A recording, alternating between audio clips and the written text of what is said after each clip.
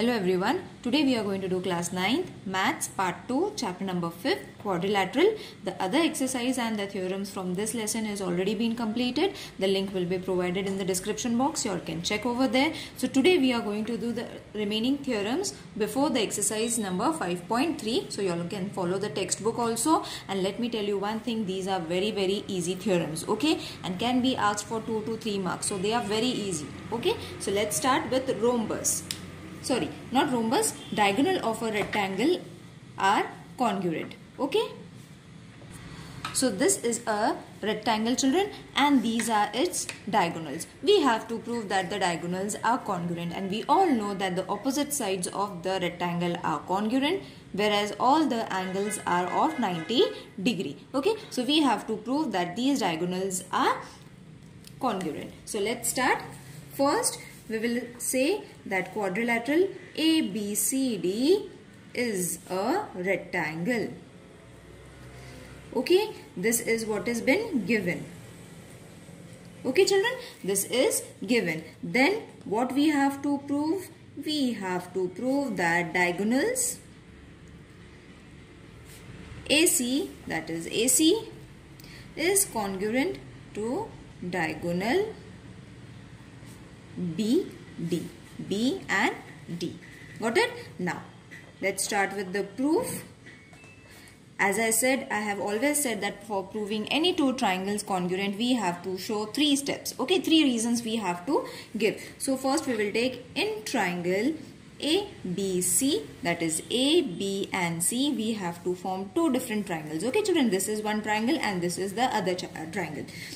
And triangle DCB, D, C and B. Okay, so from this segment AB is congruent to segment DC. Reason: opposite side of a rectangle. Okay, so these 2 sides are congruent because of the opposite sides of a rectangle. Okay, so this is the first reason, children. Now the second reason is angle ABC is also congruent to angle DCB. Okay, and the reason that we have to write it, I'll write it over here, that is 90 degree each. Okay, see, this is also 90 degree and this is also 90 degree. Okay, so second reason is also there. Now the third reason is, again we have to take the segment, that is segment BC is congruent to segment CB. You will see that these are the common line. Okay, for the 2 triangle, this is the common line. So the reason is going to be common side. Clear, children? So the third reason is also there. Now that we have got the 3 reasons, we can say that these 2 triangles are congruent. Isn't it easy? So in the same way, triangle DCB, in the same way we have to solve all the theorems of this exercise, SAS test of congruence. Okay, so now that we have proved that these 2 triangles are congruent, from this reason we can say that segment AC is also congruent to segment DB. We can write DB. Okay, and this is by CSCT reason. Okay, corresponding sides of the congruent triangles. Okay, that is. Now what is AC? AC is diagonal AC. AC is congruent to diagonal BD. Got it, children? Wasn't it easy? In the same way we have to prove the next theorem, that is diagonals of a square are congruent. Same type of reasons we have to give. We have to take 2 triangles, prove them that they are congruent, and then we have to prove that their diagonals are also congruent in the same way as we did for the rectangle. So I'll explain you. Now what are the properties of a square, children? That all the 4 sides are congruent along with the diagonals. The diagonals and the 4 sides are all congruent, and these angles are 90 each. Okay, so this side is equal, this side is equal, all are equal. Okay, so first this is the theorem. Diagonals of a square are congruent. This we have to prove. So what is given first? Quadrilateral ABCD is a square. And what we need to prove? Exactly same thing we have to write as we did for the rectangle. AC is congruent to diagonal DB. Okay, and what is been given? Sorry, given is we have written. Now let's start with the proof. Okay, so this we have written. Now proof. We have to again take two triangles in triangle ABC and triangle DCB. Same ABC, DCB. Okay, and the same reasons we have to give. Segment AB is congruent to segment DC, that is sides of a square. So now children, many of you all ask that giving this reason is important. So yes, it is very important to give this reason.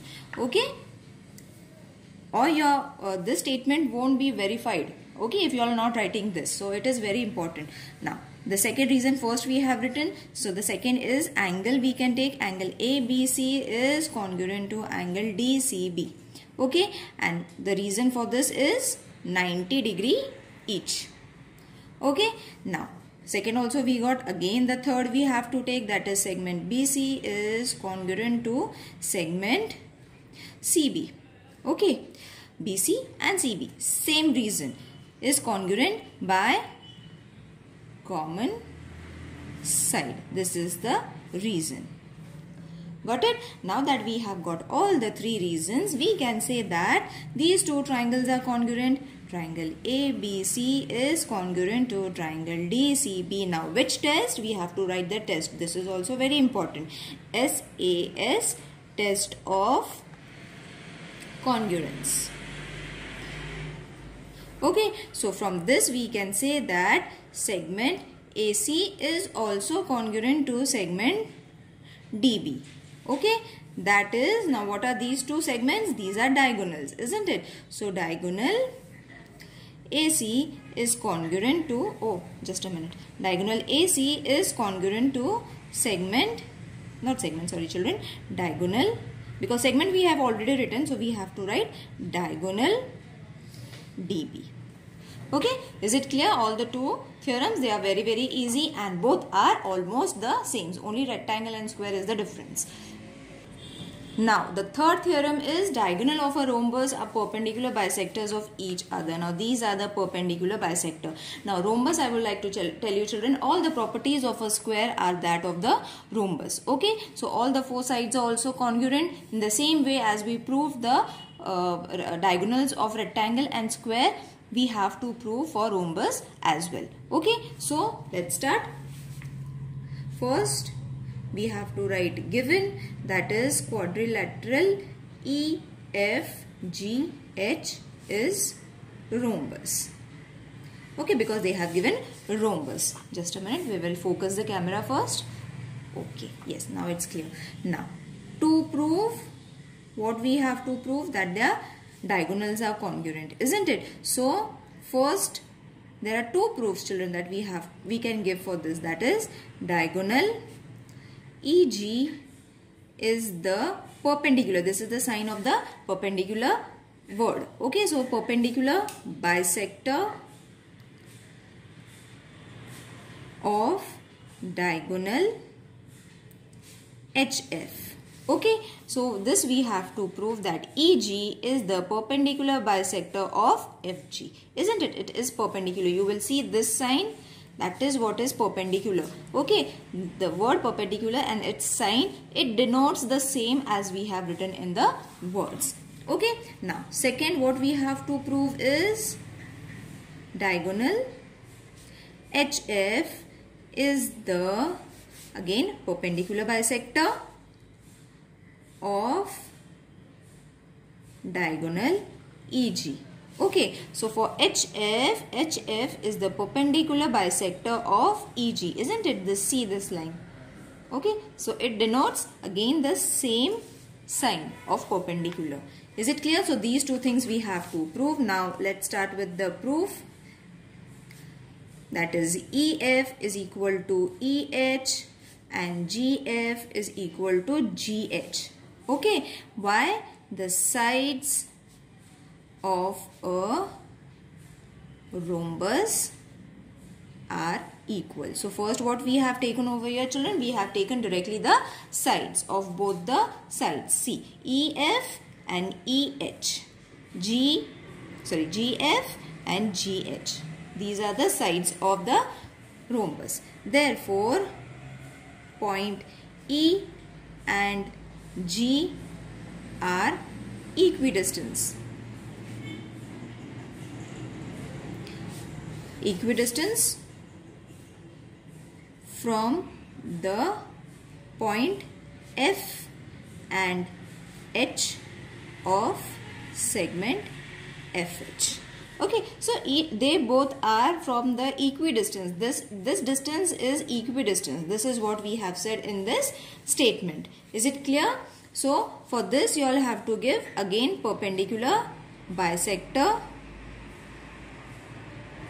theorem. Okay, from where have we got this statement? We have got this statement from the perpendicular bisector theorem. This theorem is going to include many writing works. So we have to just in short show the signs also. You all can show the signs of this perpendicular, then point can be written in the short form also.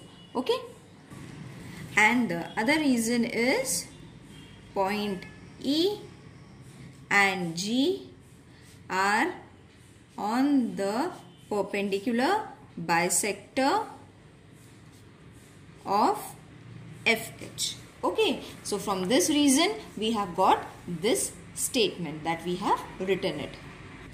So now you will see that after writing this statement, children, that one and only one line can pass through two distinct points. Okay, so two distinct points, only one line can pass, isn't it? This from this point and this from this point. Only two points can pass through one line. So every segment have one and only one perpendicular bisector. If this is the line, this is going to be the perpendicular bisector. If this is the line, this is going to be the perpendicular bisector. If this is the line, this is going to be the perpendicular bisector. And if this is the line, this is going to be its perpendicular bisector. This is what I had to explain you. So therefore, diagonals EG is perpendicular bisector of diagonal HF as only one and only one perpendicular bisector can pass through one segment. Is it clear, children? So this is what we have to write it. Is it clear? And similar reason we have to give for the next line, that is HF and EG. Okay?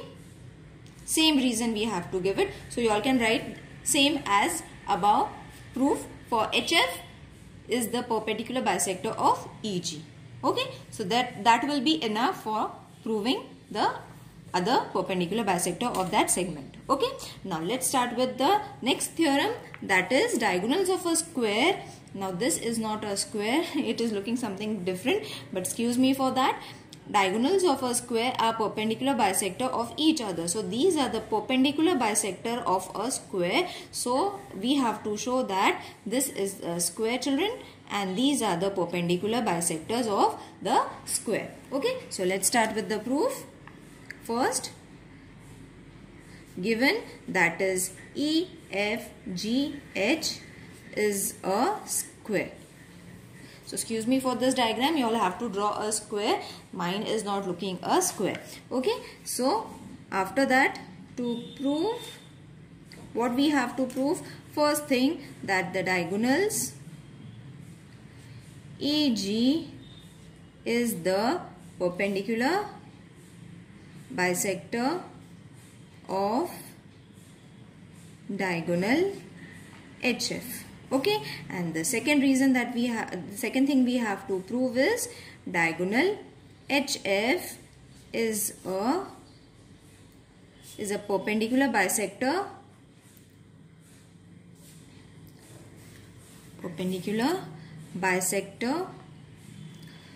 of diagonal EG.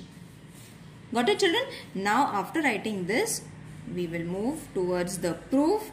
Now for proof, again as we did for the rhombus, we have to do it for the square also, that EF is equal to EH, GF is equal to GH. You all have to follow the diagram as the sides of a square are equal. As we did for the rhombus, the same thing we have to repeat for the square. Okay, so therefore point E and point G are equidistant from the end point F and H of segment FH. Clear? Lots of writing work, but you all can use your own language also, children. No need to write as I have written or as it has been given in the textbook. You all can use your own sentences, but the only thing is the sentence should occupy all the reasons that is to be given for this to prove. Okay, so after this, what we are going to get?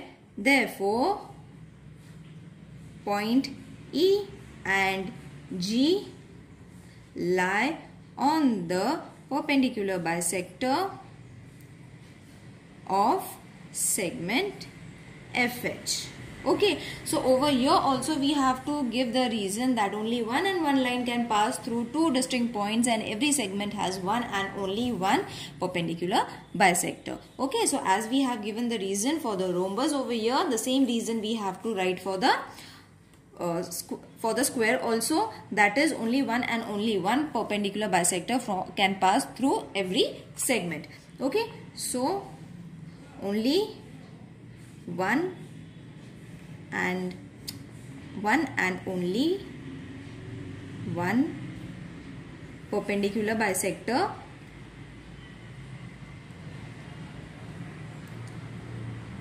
can pass through every segment. Okay, children, so from this point we can say that diagonal EG is the perpendicular bisector of diagonal HF. Is it clear, children? I hope you all have understood this theorem, and this reason is to be written for the diagonal HF is the perpendicular bisector of EG. So we have to just write it over here. Similar reason is to be given for the segment for the diagonal HF is perpendicular to bisector of EG. Okay, for the second one. First we have proof, second is almost the same. So you all can just write that statement that it is equal to the proof is equal to the diagonal of HF is the perpendicular bisector of EG. Clear? Let's move to the next theorem. Now diagonals of a rhombus bisects its opposite side. Okay. So given, first we will write again given. What is given? Quadrilateral ABCD is a rhombus. Okay. And what we have to prove? Diagonal first, diagonal AC bisects angle BAD and angle BCD. So this is the first we have to prove, and the second is diagonal BD bisects angle ABC and angle ADC. Okay, so see, diagonal AC bisects BAD. Which line? AC bisects this angle. Okay, and in the similar way, A, D and C BD bisects it. Okay, I hope you all have understood the structure. Now let's start with the proof. Now children, the proof can be different in the textbook and the way I have explained you, because I have explained you in my language. If it's in the textbook, it is different. You all can do it that way also, or you all can invent your own theorem, but the point should be same. The reasons should be same. That's the only point of the theorem that you all should understand it. Okay, so don't compare mine and the textbook one. It might be similar, it might be different also, because I am using my own language somewhere. Okay, so we have to take two triangles, because this is the angles. From these two angles we have taken these two triangles, that side AB is congruent to side AD and side BC is congruent to side, not BC, DC. Okay, so this is what has been given in the diagram, that the sides of a rhombus. Okay, so this has been given in the diagram, sides of a rhombus. Now from these sides what we can get is triangle ABC is congruent to triangle ADC. Wait, we have just proven two sides, one more is remaining, that is side AC, the common side we forgot, is congruent to side AC. We took AB is congruent to AD, okay, because it's a rhombus, so both the sides are congruent. Then we took BC is congruent to DC, again as the sides of a rhombus are congruent, but AC is common to both of them. Okay, so AC is congruent to AC, and therefore ABC is congruent to ADC by which test? SSS, test of congruence. Okay children, so when we have got the triangles and the sides congruent, obviously the angles are also going to be congruent. As we have got the three reasons for proving the angles congruent, we need only the two reasons. We can obviously give two reasons, not more than that. BAC is congruent to angle DAC and angle BCA is also congruent to angle DCA. Okay, and the reason is CACT, corresponding angles of the congruent triangles. Okay, these are the corresponding angles of the congruent triangles. Therefore, diagonal AC bisects angle BAD and angle BCD. Okay, and similarly for the other diagonals also, that is diagonal BD bisects angle ABC and ADC. Okay, I had to write ADC over here, but it's okay. ABC is and ADC are congruent. Their diagonals are also congruent. They bisect each other. Okay, similar proof for this triangles also, this kind of reason. Okay, so this reasons you all have to understand children, so that we can use it in the practice set number 5.3. The same reasons we have to give for the practice set number 5.3. If there is any problem, let me know in the comment section. Now the last theorem is diagonals of a square bisects its opposite angles. Okay, so given A, B, C, D. Till now I hope everyone has understood how to prove a theorem. They are very easy to prove, and try to write the theorem in your own language. Okay, diagonal AC bisects angle BAD and angle BCD. Diagonal BD bisects angle ABC and angle ADC. So two things we need to prove. Okay, and this. Okay children, so this is the first one and this is the second one that we have to prove. Okay, so let's start with the proof. Again, the same reason that we have just written for the rhombus, the same reason we have to write for the square also, that in triangle ABC and triangle ADC, side AB is congruent to side AD. When I am speaking, you all can follow the diagram also over here. It will be easy for you all to understand. Side BC is congruent to side DC. Okay, and the reason is sides of a square are congruent. Okay, and the third one, first, second is done, and the third one is AC is congruent to side AC, common side. Okay, so it's almost the same, nothing much is to be done over here, nothing to explain also. So from this, therefore ABC is congruent to ADC by SSS test of congruence.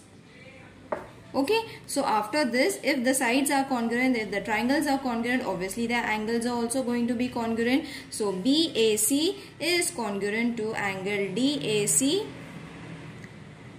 and BCA we have already written, angle DCA. Okay, and the reason that we have to give is CACT. Okay, corresponding angles of congruent triangles. Then, therefore, from this reason we can prove that diagonal AC bisects angle BAD and angle BCD. Similarly, for the other triangle, because we have to prove 2, we have just proved this. But for this, it's the same. So, you all can directly write similarly, AC bisects angle BAD and angle BCD. Sorry, angle ABC and angle ADC. Okay. This thing we have proved, and this thing is similar to the first one. Okay, I hope you all have understood these theorems, children. Let's see what is in the practice set number 5.3 in the next video. Okay, till then take care, bye, see you in the next video.